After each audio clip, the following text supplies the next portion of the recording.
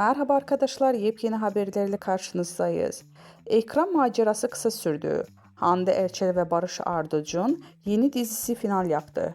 Başrollerini Barış Arduç ve Hande Erçel'in paylaştığı Aşk ve Gözyaşı dizisinin ekranlar macerası kısa sürdü. Hande Erçel ve Barış Arduç'un başrollerini paylaştığı ATV'nin yeni dizisi Aşk ve Gözyaşı ekranlara veda ediyor. Habere göre 7 bölümü ile final yapacak olan dizinin dün akşam aldığı düşük reytinglerde dikkat çekmişti.